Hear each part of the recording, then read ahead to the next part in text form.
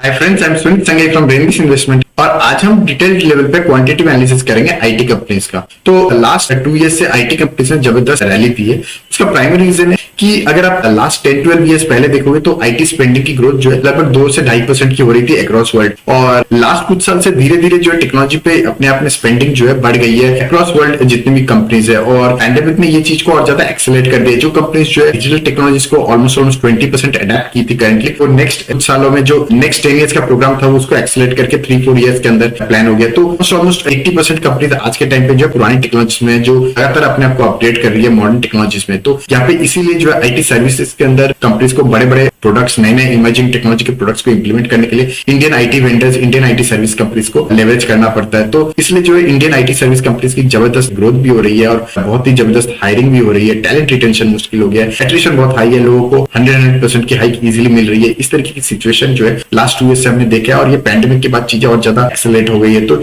में जो है इसीलिए जो है स्टॉक मार्केट में थोड़ा सा फॉरवर्ड लुकिंग है, क्योंकि अर्निंग्स विजिबिलिटी बहुत स्ट्रांग हो गई है आईटी कंपनीज की फॉर द नेक्स्ट 5 इयर्स। तो इसलिए जो है स्टॉक मार्केट में आईटी कंपनीज ने जबरदस्त रैली भी दी है। तो आज हम जो है क्वांटिटेटिव एनालिसिस भी करेंगे, जो कंपनी सबसे ज्यादा डिजर्विंग है ग्रोथ के टर्म्स में in terms of these business factors, चाहे वो एट्रिशन हो, यूटिलाइजेशन हो, या फिर return on capital employed, return equity, इस तरह की इंपॉर्टेंट फैक्टर्स हो, या फिर वैल्यूएशन पर्सपेक्टिव से बहुत महंगा नहीं होना चाहिए। तो ये सारे फैक्टर्स को कंसिडर करके क्वांटिटेटिव एनालिसिस करेंगे हम 17 कंपनीज का, और देखेंगे टॉप 4 कंपनीज कौन सी है जिसको आपको इन्वेस्टमेंट के रडार पे रखना चाहिए। तो यहाँ पे हमने 17 कंपनीज ली है मार्केट कैप के हिसाब से। तो large cap, mid cap, small cap तीनों साइज की कंपनीज है, चाहे वो TCS, Infosys, Wipro, HCL tech, tech Mahindra, L&T Infotech, Mindtree, Mphasis, Tata Elxsi, L&T Technology Services, Persistent Systems, Coforge, Happiest Minds, Birlasoft, Cyient limited, Mastek और जेंसर। तो यहाँ पे पर्टिकुलरली मैं बात करूँ तो टाटा एलेक्सी थोड़ा सा निश बिजनेस है, टिपिकल आईटी सर्विस नहीं है, बट नेवरदलेस हमने सारी आईटी कंपनीज कंसिडर कर ली, क्योंकि कुछ सेट ऑफ बिजनेस जो है आईटी सर्विसेज के साथ भी मैच करता है इनका। तो यहाँ पे जो 17 कंपनीज है ये स्मॉल कैप, मिड कैप और लार्ज कैप तीनों सेक्टर से है। तो इसको हम क्वांटिटेटिव एनालिसिस करेंगे, तो बेसिकली हम ऑलमोस्ट 13 पैरामीटर्स के हिसाब से एनालिसिस करेंगे। तो पहला होगा पीई रेशियो। पीई रेशियो जो है ये वैल्यूएशन का फैक्टर होगा। सेकंड होगा price to sale ratio, again ये वैल्यूएशन का फैक्टर होगा। थर्ड होगा रेवेन्यू पर एम्प्लॉय, यानी ये बिजनेस पर्सपेक्टिव से होगा कि इतना ज्यादा पर एम्प्लॉय आप रेवेन्यू जनरेट कर सकते हो। उसके बाद आ जाता है एट्रिशन रेट, यानी कितने ज्यादा एम्प्लॉइज आपके इन टर्म्स ऑफ परसेंटेज छोड़ के जा रहे हैं, क्योंकि आईटी में जो है आपका मेजर बिजनेस जो है ये ह्यूमन रिसोर्स के ऊपर ही डिपेंडेंट होता है, मशीनरी ऐसा होती नहीं है। और उसके बाद आ जाता है यूटिलाइजेशन। तो यूटिलाइजेशन क्या होता है कि सपोज एक एम्प्लॉय जो है वो 12 महीने में से 8 महीने काम किया और बाकी 4 महीने वो बेंच पे था, यानी उसने कोई क्लाइंट बिलिंग नहीं करी, तो उस केस में उसकी 8 मंथ्स आउट ऑफ 12 मंथ्स की बिलिंग हुई है, इसलिए उसकी अप्रोक्सीमेट यूटिलाइजेशन हो जाती है 66%। सिमिलरली ओवरऑल पूरे फ्लोर लेवल पे, पूरे कंपनी लेवल पे क्या लेवल का यूटिलाइजेशन है उसको कंसिडर किया जाएगा। उसके बाद आ जाता है आरओई। आरओई यानी रिटर्न ऑन इक्विटी, और उसके बाद रिटर्न ऑन कैपिटल एम्प्लॉयड। ये जो 2 फैक्टर्स है आरओई और आरओसी, ये बेसिकली रिटर्न्स के पर्सपेक्टिव से है। उसके बाद जो है अगला फैक्टर आ जाएगा sales growth and profit growth. तो ये जो है ये हम 3 इयर्स और 5 इयर्स के सीएजीआर लेवल पे ग्रोथ देखेंगे।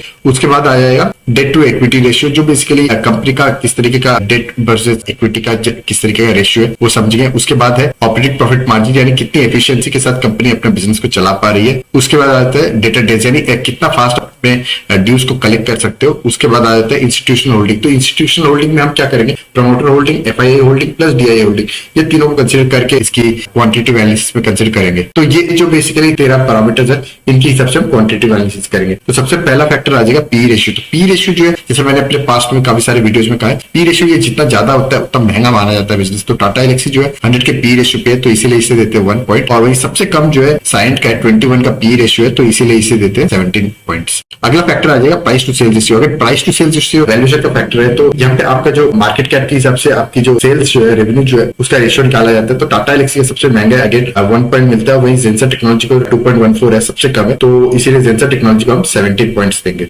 अगला फैक्टर ले लेंगे return on equity. Return on equity यानी आपके जो शेयर होल्डर्स की जो इक्विटी है उसके हिसाब से आपने किस तरीके के रिटर्न्स बना के दिए। यहाँ पे सबसे कम जो है 13 का है, साइएंट का जो है 13.19 है, इसीलिए इसे देते हैं 1 पॉइंट। और सबसे अच्छा है हैप्पीएस्ट माइंड का 39.87 का अमेजिंग आरओई है, तो इसीलिए इसे देते हैं 17 पॉइंट्स। लेकिन एक चीज मैं यहाँ पे आपको बता दूं, इवन साइएंट का जो नंबर है 30% का आरओई एकदम से खराब नहीं होता है। Anything above 10 is good and above 15 is very good. और वहीं अगला फैक्टर देखेंगे आरओसी। आरओसी अगर साइएंट का लगभग 15% का है, जो कि काफी अच्छा है। स्टिल नेवरदलेस हम क्वांटिटेटिव एनालिसिस की सबसे कम है, तो इसलिए इसे देते हैं 1 पॉइंट। और वहीं सबसे ज्यादा टीसीएस का ऑलमोस्ट 48% का अमेजिंग आरओसी है, तो यहाँ पे इसे देते हैं 17 पॉइंट्स। अगला फैक्टर होगा सेल्स ग्रोथ इन 3 इयर्स। तो 3 इयर्स में बेसिकली करेंटली मैं बात करूं तो आज से 3 साल पहले या 2019 मार्च से लास्ट 3 इयर्स में किस तरह की सीएजीआर ग्रोथ रही है उसको कंसीडर कर रहे हैं। तो सेल्स और प्रॉफिट ग्रोथ जो है वो बहुत इंपॉर्टेंट होता है, क्योंकि अर्निंग्स पर शेयर जो होता है ना वो सेल्स और प्रॉफिट पे बहुत ज्यादा डिपेंड करता है, और लॉन्ग टर्म में आपके ईपीएस के हिसाब से जो है कंपनी के शेयर प्राइसेस मूव होते हैं। तो यहाँ पे साइंट का सबसे कम सेल्स ग्रोथ है,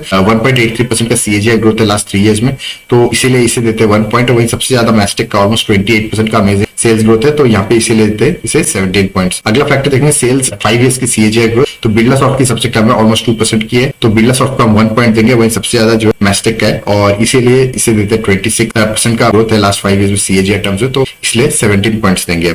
अगला फैक्टर देखें प्रॉफिट, अगर सेल्स की तरह प्रॉफिट का 3 इयर्स का सीएजीआर ग्रोथ देखें तो सबसे कम नेगेटिव ग्रोथ है साइंट की, तो इसलिए इसे देते हैं 1 पॉइंट। और वहीं हैप्पीस्ट माइंड का सबसे ज्यादा है, ये 108%। ये बेसिकली थोड़ा सा बेस जो है वो उस टाइम पे छोटा हुआ करता था, बट नेवरदलेस ये चीजें इवन आउट हो जाएंगी। इतने सारे हमने फैक्टर्स लिए, ऑलमोस्ट 17 पैरामीटर्स है, तो यहाँ पे चीजें अपने आप में स्मूथन हो जाएगी। तो हैप्पीस्ट माइंड को as per the current data 3 years के प्रॉफिट ग्रोथ के हिसाब से इसे लेते थे इसे 17 पॉइंट्स। अगला फैक्टर देखिए प्रॉफिट 5 इयर्स में सीएजीआर ग्रोथ पे, तो बिरला सॉफ्ट का अगेन सबसे कम है 2% का है, तो इसीलिए इसे देते हैं 1 पॉइंट। और सबसे ज्यादा हैप्पीस्ट माइंड का 114% का अमेजिंग ग्रोथ है, तो इसीलिए हैप्पीस्ट माइंड को देंगे हम 17 पॉइंट्स। अगला फैक्टर देखेंगे डेट टू इक्विटी रेशियो। तो डेट टू इक्विटी रेशियो जितना कम होता है उतना बेटर माना जाता है। तो हैप्पीस्ट माइंड का जो है इन जनरल आईटी कंपनीज में जो डेट टू इक्विटी रेशियो है ना बहुत ज्यादा नहीं होता है। इवन हैप्पीस्ट माइंड का आप देखो सबसे ज्यादा debt to equity ratio 0.35, even 0.35 जो है बहुत खराब नहीं होता है। और but as per the quantitative analysis हम इसे 1 पॉइंट देंगे। और वहीं परसिस्टेंट सिस्टम्स का सबसे कम है 0.4 का है, तो इसीलिए इसे देते हैं 17 पॉइंट। यहाँ पे एक चीज और है कि अगर आप देखो जेंसर टेक्नोलॉजी और एलएनटी टेक्नोलॉजी सर्विस का डेट टू इक्विटी रेशियो थोड़ा सा सेम ही दिख रहा है, बट हमने अलग पॉइंट दिया क्योंकि ये बेसिकली हमने 2 डिजिट तक का नंबर यहाँ पे लिया है,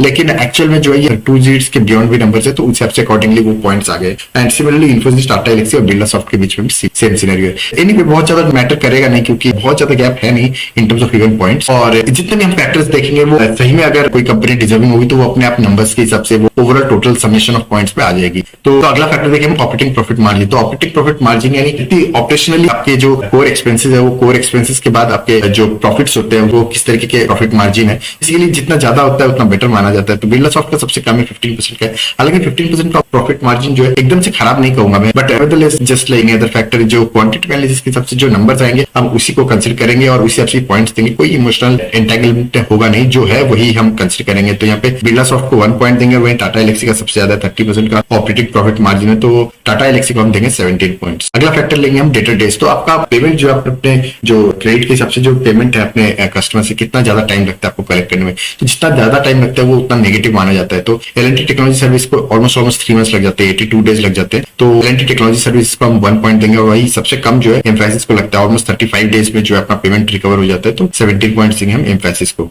अगला फैक्टर लेंगे हम बेसिकली इंस्टीट्यूशनल होल्डिंग। तो इंस्टीट्यूशनल होल्डिंग में जैसे मैंने कहा promoter holding plus FII holding plus DI holding, total submission जो है उसको हम स्ट्रॉन्ग होल्डिंग या फिर इंस्टीट्यूशनल होल्डिंग मानते हैं। तो यहाँ पे क्या होता है कि ये जो 3 होते हैं ये प्रोफेशनल्स होते हैं, इनको सबसे ज्यादा बिजनेस के बारे में आइडिया होती है, और ये जो नंबर्स है ना ये नंबर्स आपको काफी रिलायबल होता है, क्योंकि इनको कंपनी के बारे में थोड़ा सा इन्फॉर्मेशन ज्यादा भी पता होता है, थोड़ा सा ज्यादा insider information, sort of not really the insider trading but sort of insider information या डिटेल्ड इन्फॉर्मेशन इनके पास ज्यादा रहती है और इनके पास सबसे जल्दी आती है। तो यहाँ पे अगर हम देखें तो मैस्टेक की जो है स्ट्रॉन्ग होल्डिंग जो है सबसे कम है, इसीलिए इसे देते हैं 1 पॉइंट। और वही सबसे ज्यादा जो है प्रोफेशनल होल्डिंग जो है टीसीएस के अंदर है, 95.09% की होल्डिंग जो है स्ट्रॉन्ग हैंड में, तो टीसीएस को देंगे हम 17 पॉइंट्स। तो अगला फैक्टर है एम्प्लॉय कॉस्ट। एम्प्लॉय कॉस्ट क्या होता है, बेसिकली आपके जो ओवरऑल कॉस्ट है उसमें से कितना परसेंटेज आपको एम्प्लॉय को सैलरी देने में लग जाती है। तो यहाँ पे यूजुअली एम्प्लॉय कॉस्ट जितना ज्यादा होता है उतना हम नेगेटिव मानेंगे, क्योंकि आपकी एम्प्लॉय पे ज्यादा डिपेंडेबिलिटी, आपको टैलेंट को रिटेन करने के लिए ज्यादा से ज्यादा पे करना पड़ रहा है। तो इसको आप दोनों साइड से देख सकते हो, बट नेवरदलेस हम इसको जितना ज्यादा होगा उसको कम पॉइंट्स कंसिडर करेंगे। तो यहाँ पे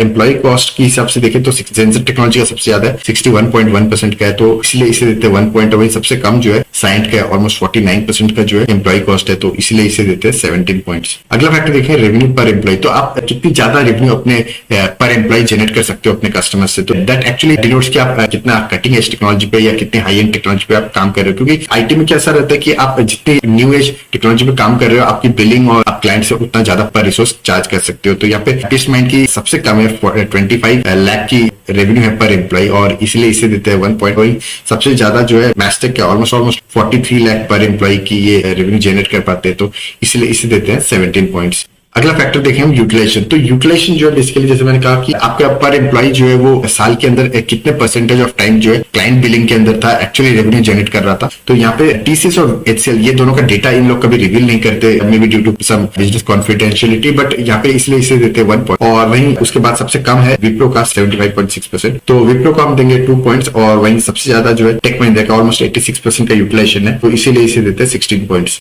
यहाँ पे एक चीज समझने की है कि टीसीएस और एचसीएल की डेटा नहीं है, इसलिए इसे देते हैं हम 1 पॉइंट। और आने वाले स्लाइड में हम देखेंगे भी इसका क्या इम्पैक्ट है टोटल पॉइंट्स में। बट आपको ये समझना पड़ेगा कि हमने कम पॉइंट्स इसमें सिर्फ और सिर्फ इसलिए लिए है क्योंकि इसकी डेटा एक्चुअल में है नहीं। अगर इसकी डेटा होती तो होपफुली ये जो है एटलीस्ट 7 या 8 पॉइंट्स ऑन एन एवरेज बटोर लेता है, ऐसा मुझे लगता है। हालांकि नेवरदलेस जो हमारे पॉइंट्स हैं हम एज पर आवर रूल्स ही देंगे। और वहीं अगला फैक्टर देखेंगे हम एट्रिशन का। तो एट्रिशन में देखें तो एम्फेसिस का जो है अगर डेटा नहीं है तो इसे 1 पॉइंट देंगे। बिरला सॉफ्ट का जो है 31% का एट्रिशन, यानी एट्रिशन जो है कितने परसेंटेज ऑफ आपके एम्प्लॉय जो है आपको कंपनी को छोड़ के जाते हैं। तो ये जो है लास्ट 12 मंथ्स का डेटा है, लास्ट 12 मंथ्स के एट्रिशन के हिसाब से, यानी दिसंबर 20 के कंपेरिजन में दिसंबर 21 में कितने एम्प्लॉइज चर्न हुए। तो यहाँ पे सबसे ज्यादा जो है उतना नेगेटिव माना जाएगा। तो बिरला सॉफ्ट का 31.4% है, तो हम बिरला सॉफ्ट को 2 पॉइंट देंगे। और वहीं टीसीएस का सबसे कम है, 15.3% का है, और इसीलिए इसे देते हैं 17 पॉइंट्स। तो आईटी में जो है एट्रिशन जो है अपने आप में एक चैलेंज होता है, क्योंकि आपके क्लाइंट से प्रोजेक्ट्स आ रहे हैं लेकिन आपके इनफ स्किल रिसोर्स नहीं है। तो उस केस में क्या होगा कि क्लाइंट जो किसी और के पास चले जाएगा, तो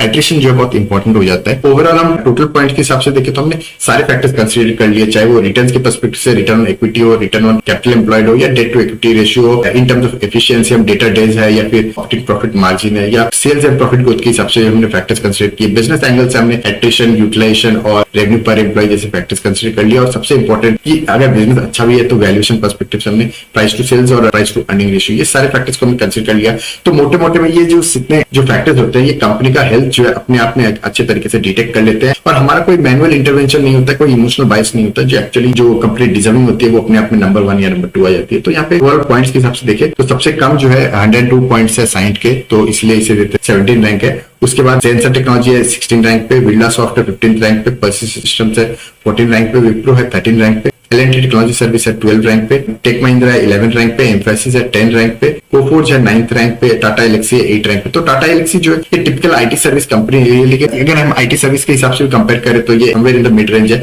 एंड प्राइमरली उसका रीजन है वैल्यूएशन का पर्सपेक्टिव है। और उसके बाद जो है इन्फोसिस है एट नंबर 7, हैप्पीस्ट माइंड है नंबर 6 पे, माइंडट्री है नंबर 5 पे। तो टॉप 4 देखना थोड़ा सा इंटरेस्टिंग हो जाएगा। टॉप 4 पे अगर हम देखें तो टीसीएस है नंबर 4 पे, मैस्टेक है नंबर 3 पे, एल&टी इन्फोटेक है नंबर 2 पे, और आईटी के अंदर जो डार्क हॉर्स कहता हूं मैं वो है एचसीएल टेक्नोलॉजीज जो है नंबर 1 पे। तो यहाँ पे आपको मैं ध्यान दिलाऊंगा आपको, तो हमने यूटिलाइजेशन में देखा था टीसीएस और एचसीएल दोनों को जो है हमने एक्चुअली 1 पॉइंट दिया था जस्ट बिकॉज उनकी डेटा नहीं थी। अगर इसको हम कंसिडर करते तो टीसीएस शायद जो है 165 के जगह कुछ 170 समथिंग पॉइंट्स होता, तो शायद नंबर 3 या नंबर 2 पे होता। बट नेवरदलेस जो एक्चुअल डेटा है उसी हिसाब से अगर हम देखें तो एचसीएल टेक जो है नंबर 1 है, एल&टी इन्फोटेक जो है नंबर 2 है, मैस्टेक नंबर 3 है, और टीसीएस जो है नंबर 4 पे है। तो ये जो टॉप 4 कंपनीज है इनको आपको रडार पे रखना चाहिए। और अगले क्वार्टर में सिमिलरली आप जो है क्वांटिटेटिव एनालिसिस खुद भी कर सकते हो, और एवरी क्वार्टरली में जो है जैसे जैसे टाइम मिलता है मैं क्वांटिटेटिव एनालिसिस लेके आता हूँ। एक माइंडसेट भी आपको पता चलता है किस तरीके से आपको जो है आपको इमोशंस को नहीं लाके आपको एक रूल बेस्ड इस तरीके के अप्रोच रखने से काफी अच्छे रिटर्न्स भी बनते हैं। तो इनमें से कौन सी कंपनी आप होल्ड करते हो कमेंट सेक्शन में जरूर बताइएगा। और अगर हमारा कंटेंट आपको पसंद आता है तो अपने दोस्तों के साथ जरूर शेयर कीजिएगा जो स्टॉक मार्केट में म्यूचुअल फंड में निवेश करते हैं, ताकि उनको भी एक अच्छा सोर्स ऑफ कंटेंट मिले और हमें भी एक मोटिवेशन मिले जैसे हमारी कम्युनिटी ग्रो होती है।